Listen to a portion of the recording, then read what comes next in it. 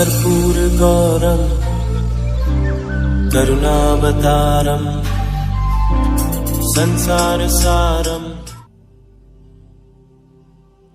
ओम शिवा, जय माता दी। पुनः स्वागत है आप सभी का हमारे बहुत प्यारे से वृषभ राशि के जातक।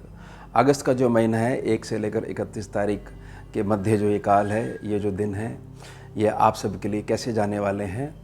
अगस्त का ना एक मूल समझ लीजिए कि वैसे तो बहुत ज़्यादा उत्तम जाने वाला है, लेकिन 17 से लेकर 21 तारीख के मध्य जो काल रहेगा, ये जो 5 दिन रहेंगे, यहाँ थोड़ा सा भ्रम की स्थिति उत्पन्न हो सकती है। थोड़ा सा अगर खर्चों पे कंट्रोल नहीं करा जाएगा तो व्यर्थ का मानसिक संघर्ष जो है वो हमारे को परेशान कर सकता है। उसके अलावा जो बाकी जो दिन हैं वो हमारे लिए बहुत ज़्यादा उत्तम जाने वाले हैं। अब गोचर में जो वृषभ लगन की, वृषभ राशि की जो कुंडली बन के आती है, केवल उसके माध्यम से हम समझते हैं आपके 12 के 12 सेक्शंस हैं, 12 के 12 भाव हैं, ये आपको कैसा रिजल्ट देने वाले हैं। प्रत्येक ग्रह आपके लिए इस महीने में क्या शुभता लेके लिए आया है। अब लगन को समझ लेते हैं। वृषभ लगन है, स्वाभाविक है, शुक्र के अंडर में है, तो शुक्र की पोजीशन का बहुत ज़्यादा प्रभाव पड़ता है। इससे कुंडली का मूल समझ में आ जाता है। अब 21 तारीख को शुक्र जो है ये धन स्थान से हटेंगे। यहाँ पर जो मिथुन राशि में बैठे हुए, गुरु के साथ बैठे हुए हैं, इनकी युति ने जो भी आशीर्वाद देना था वो फाइनली दे चुके हैं। अब आगे जो ये जाएंगे, ये मेहनत का सेक्शन है। इससे एक पॉजिटिव न्यूज़ ये मिलती है कि जहाँ वृषभ राशि का जातक सोच के बैठा है कि भाई इससे अधिक जो है मेरी पास भाग्य की जो है लिमिट नहीं, मतलब सीमा जो है वो बन चुकी है मेरे भाग्य की, इससे अधिक जो है मैं कमा नहीं सकता हूँ, इससे अधिक जो है मेरे को लाभ नहीं मिल सकता है, मेरा भाग्य यहीं तक सीमित बना हुआ है, मैं सारी धाराएं टूटने वाली हैं। क्योंकि शुक्र बुध का जो शुभ लक्ष्मी नारायण योग है वो मेहनत वाले सेक्शन में बनेगा। अब लग्नेश को ध्यान में रखते हुए समझ जाइएगा कि ईश्वर इस प्रकार की स्थितियां आपके जीवन में लेकर आएंगे शुक्र के माध्यम से, शुक्र ग्रह के माध्यम से, कि आपके संपर्क जो है, जो बिल्कुल ठंडे पड़ गए थे, वह पुनः बढ़ने लग जाएंगे और बहुत सारी चीज़ें आप पुनः लर्न करने वाले प्रोसेस में आ जाओगे और अपने भाग्य को खुद बनाना पुनः सीख जाओगे। ये चीज़ थोड़ी सी जो स्मृति में से हटती जा रही थी वो पुनः इस ट्रैक पे आने वाली है। कहने का मूल क्या है, ये पूरा महीना जो है आपके काम को बढ़ाने के लिए बहुत सारे जगहों पर आपके कदमों को लेकर जाने वाला है। तो धन की स्थिति के लिए यह महीना बहुत ज़्यादा शुभ जाने वाला है। अब दूसरे भाव की बात करते हैं। इस बात को समझिएगा कि दूसरा धन भाव तो है ही, आपकी वाणी को भी रिप्रेजेंट करता है, आपके कुटुंब को भी रिप्रेजेंट करता है, और साथ ही साथ जो इकट्ठा करा हुआ धन है उससे होने वाला लाभ, उसकी क्या आयु है, उसको भी रिप्रेजेंट करता है। अब ये बुध के अंडर में है क्योंकि 18 जुलाई तक ये वक्री भी चले थे, अस्त भी चले थे, और यहाँ पर जो बुध बैठते हैं वृषभ राशि को एक खोजी स्वभाव दे देते हैं। बहुत सारी चीज़ों का जो आंसर नहीं मिल पा रहा था और जातक अपनों के मध्य ही शत्रुता और मित्रता के मध्य जो कन्फ्यूज़ होता जा रहा था, वह साइलेंट वे में बिल्कुल शांत तरीके से आपको जवाब मिलने लग जाएंगे। यानी अपने पराये की समझ बगैर किसी शोर हुए आपको हो जाएगी, और यह चीज़ होते ही आप तक जो है धन जो है उसका जो मार्ग है वह बिल्कुल क्लियर होने लग जाएगा, और बगैर किसी से बिगाड़े हुए, बगैर किसी रिश्ते को ख़राब करे हुए जो आपकी अपनी चीज़ है उसको क्लेम भी बड़ी सरलता से कर लोगे। ये दूसरा बड़ा लाभ होने वाला है। अब तीसरा सेक्शन है, इसको समझिए क्योंकि यहाँ पर शुभता वाला योग बनेगा ही बनेगा। ऐसा समझिएगा कि अगर आप स्वयं ऐसा मान के बैठे हुए हो कि मेरा तो यही लेवल है और मैं अमुक व्यक्ति से इसलिए बात नहीं कर सकता, संपर्क नहीं बढ़ा सकता क्योंकि उसका जो स्टैंडर्ड है वह बहुत ज़्यादा हाई है, यह जो सोच है थोड़ा सा आपको पीछे रख रही है। आपको स्वयं में विश्वास होना चाहिए, सब समय की बात होती है। अगर स्वयं के संकल्प में ही अगर हम मजबूत नहीं हैं तो फिर जो है ग्रह भी कितना क्यों ना उत्तम ऊर्जा दे दे, हमारा कल्याण नहीं हो सकता। ध्यान रखिएगा इस बात का। बहुत ज़्यादा आपको नेगेटिविटी जो सोच है उस पर रिएक्ट करना ही नहीं है, वो आएगी और चली जाएगी, फिर आना पूर्णतः बंद हो जाएगी। वो समझे आप मेरी बात को। उसके पश्चात हम सुख स्थान की बात कर लेते हैं। अब 17 तारीख को सूर्य और केतु जो हैं उनका ये चीज़ समझ लीजिए कि युति हो जाएगी, लेकिन सूर्य जो है कर्क से निकलकर अपने घर पे वापसी कर रहे हैं तो जो ग्रहण वाली स्थिति जो बनती है उसका बहुत ज़्यादा इफेक्ट नहीं पड़ पाएगा। बस इसमें 17 से 21 तारीख तक, जब तक शुक्र बुध एक नहीं हो जाते हैं 21 तारीख को, तब तक ये चीज़ ध्यान रखिएगा 5 दिन ऐसे रहेंगे कि जो आपका कर्म क्षेत्र है वहाँ पर कुछ परेशानियाँ सरकार की तरफ से आ सकती हैं। आसपास के जो आपके सहकर्मी हैं, आपके साथ जो काम करते हैं, वहाँ से आ सकती हैं।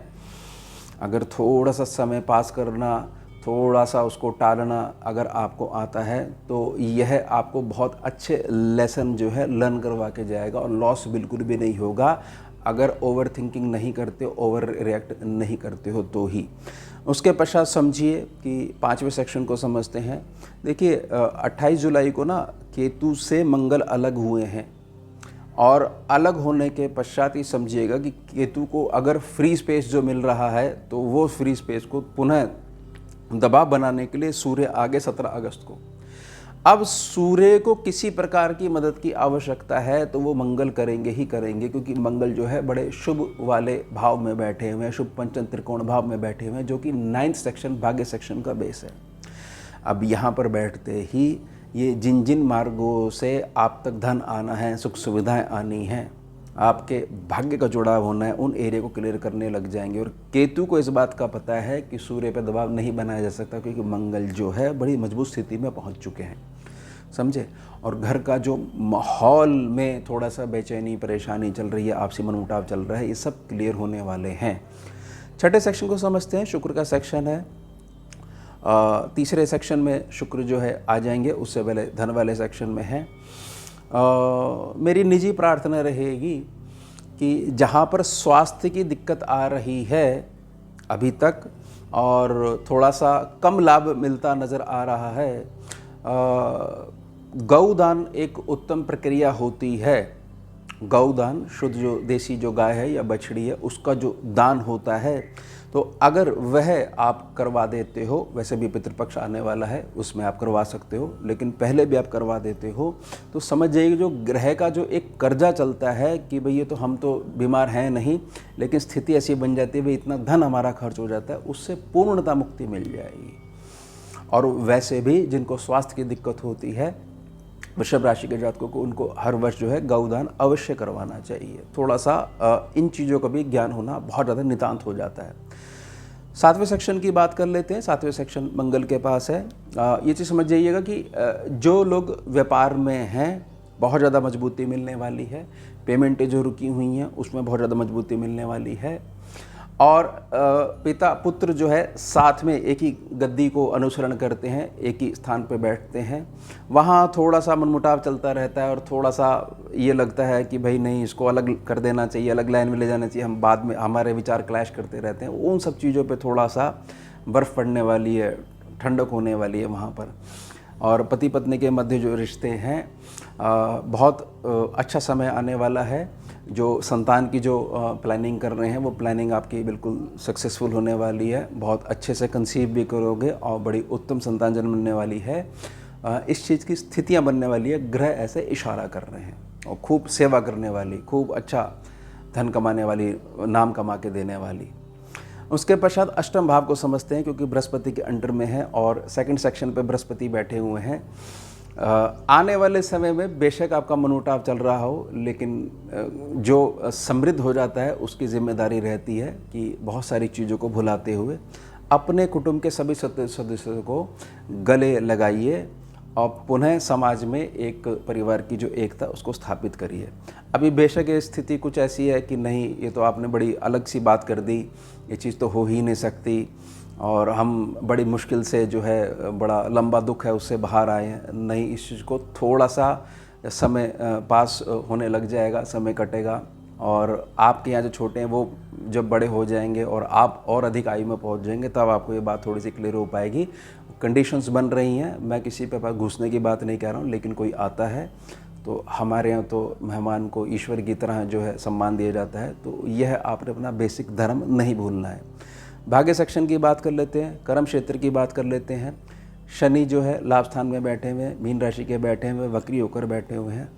कर्म क्षेत्र को नई ऊंचाइयां मिलनी ही मिलनी है, लेकिन ये ध्यान रखिएगा कर्म क्षेत्र में के साथ साथ अगर आपके अंदर छिपा हुआ टैलेंट है, आप बहुत बड़े लेवल पे जाना चाहते हो, लेकिन संपर्कों के जो माध्यम यानी सोशल नेटवर्क है उसको बहुत ज़्यादा आपने ढीला करके रखा हुआ है, या जो संगति है वह बहुत ज़्यादा आपकी प्रभावित हो चुकी है, जिस काम के लिए जहाँ संगत होनी चाहिए वो संगत नहीं है आपके पास, आसपास का माहौल ऐसा नहीं है, तो ज़रूर जो है आप ये चीज़ समझिएगा, थोड़ा सा भाग्य में थोड़ा सा आपको यू टर्न लेना पड़ना ही पड़ेगा।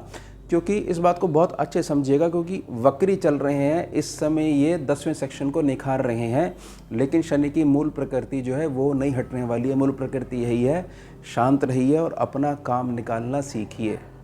अब यहाँ पर जो है पर्सनल जो चीज़ें आ जाती हैं वह इस क्षेत्र को थोड़ा सा डाउन करना शुरू कर देती हैं, तो उससे कहा जा सकता है, जहाँ तक कि कंप्लेंट कर सकता है कि देखिए मेरा भाग्य काम नहीं कर रहा है, जबकि ग्रह आपको इशारा दे रहा है कि आप अपने संपर्क को सीमित मत करिए, कर्म क्षेत्र को केवल बढ़ाने की दिशा में काम करिए। आप देखिए कि किससे क्या आपका काम जो है वह पूरा हो सकता है, वहाँ अपनी निजी आदतें मत लगाइए। अब जो 12वां सेक्शन है आपका, ये मंगल के पास है।